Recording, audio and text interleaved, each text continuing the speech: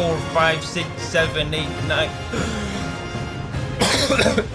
It's a 6-beat measure, then a 9-beat measure. It's disorienting. No wonder the poor boy is traumatized. Hey music friends, this is Davi Vasc. I'm a music composer for games, and the new flagship theme from the new Monster Hunter game, Monster Hunter Wilds, is finally available. You guys have been fighting this guy in the new beta. I haven't had the time to fight him yet, so today we're gonna listen to and talk about the Arkveld battle theme, and I think it's my first time hearing it, so let's go. Let's go. Oh wow, it starts at full speed already.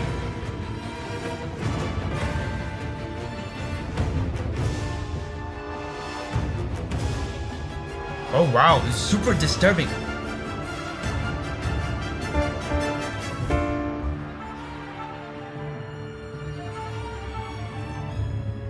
Oh.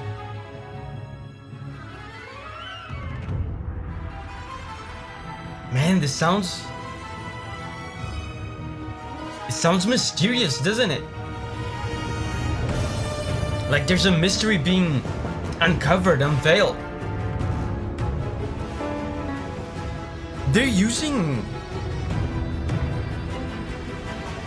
so many disturbing chords in this.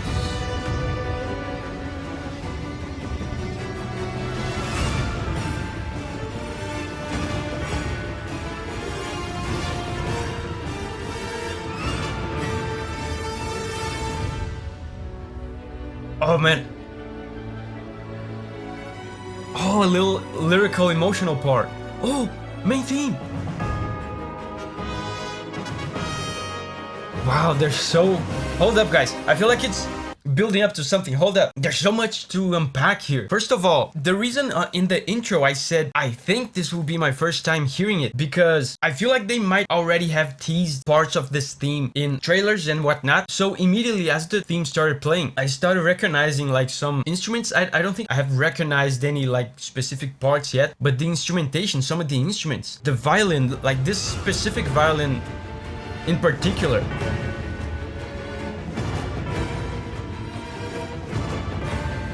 Right?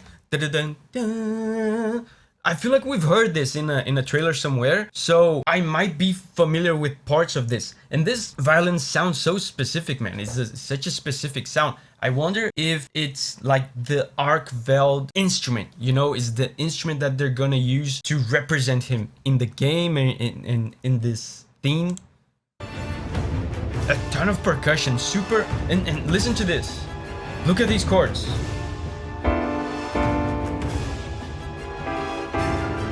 Man, these are extremely intense chords. And these are what we call here in the channel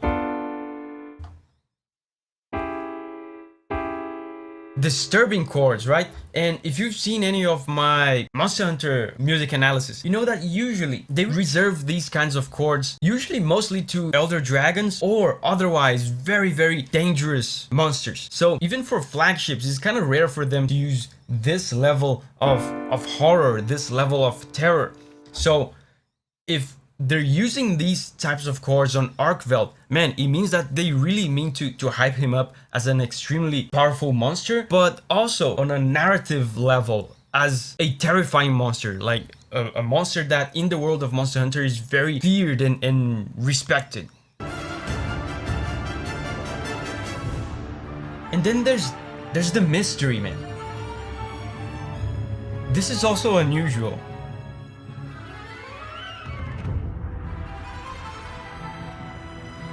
Right?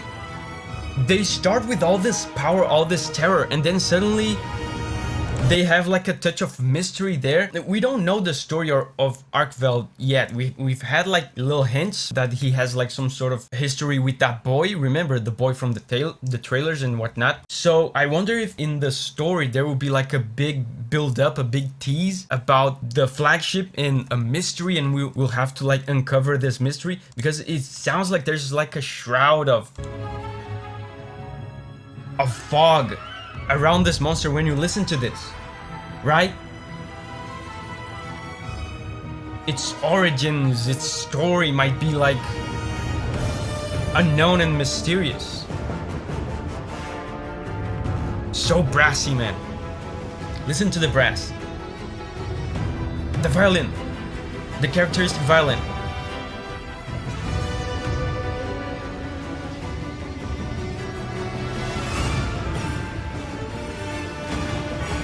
And again, the disturbing chords. This is a terrifying monster, guys. Emotional part. Oh, and this is the main theme. This is the main theme. Did you catch it? So the main melody of Monster Hunter Wilds, do you remember how it goes? It's something like this.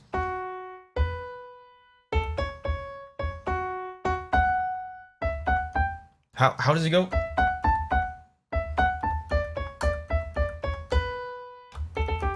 Right? Remember. So check out the strings, the very emotional, gentle strings that come up in this part.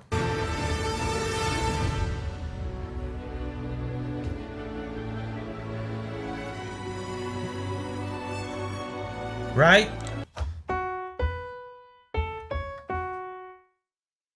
Main theme reference. The brass, man. And I was talking about the brass before. This brassy sound is very characteristic of Monster Hunter 4, and this is the same composer of Monster Hunter 4. Oh, we've heard this.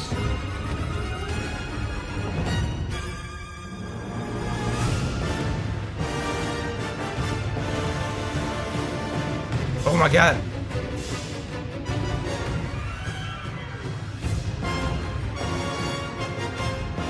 Oh my god, this is so intimidating. I'm surprised this is not an Elder Dragon theme.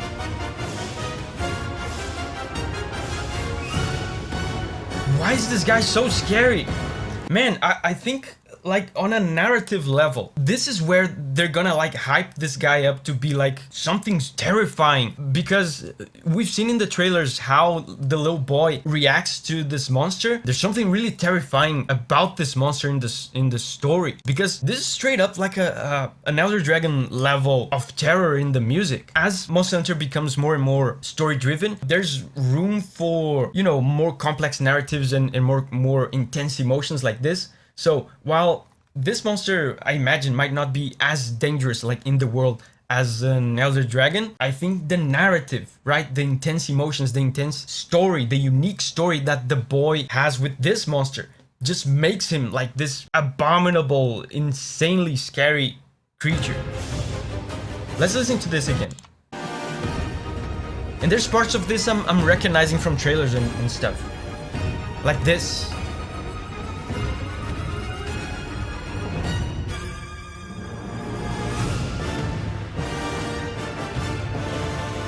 Such a thick brass section.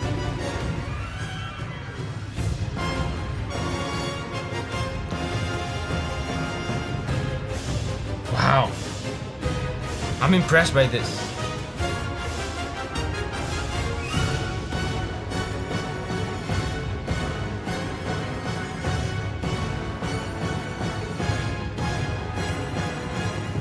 Where do we go from here? Oh, disturbing. After all this intensity, where do we go?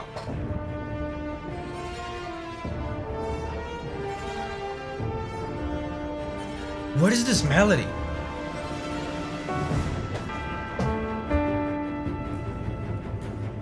I feel like there was a touch of main theme there, but it was not exactly the main theme. What was this?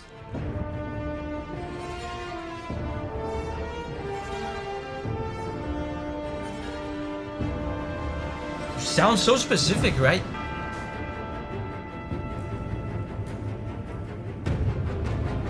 Oh.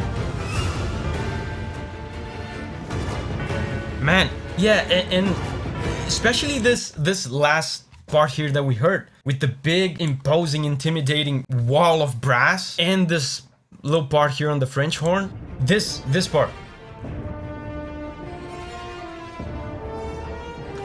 It sounds, this whole theme has a kind of romantic period sound to it, like a romantic symphony. It also might sound to a lot of you like John Williams, right? Like Star Wars, because it's kind of like a confusing situation where you don't know who took inspiration from who. The John Williams style that we know is very much inspired by the Romantic period and composers from the 1800s, like Brahms and Wagner and all these kinds of guys like Korsakov. And Monster Hunter music, especially Monster Hunter 4 music, sounds very Wagnerian. It sounds like John Williams, it sounds like the Romantic period. Now it's hard to tell like who they took inspiration from, if it was John Williams directly or the Romantic period. The correct answer is probably both, because if you go back to Monster Hunter 4, man, you see all the time these walls, these thick walls of brass here, which are very much characteristic of that period of classical music, the Romantic period, the 1800s. This kind of stuff. It's coming. Oh man.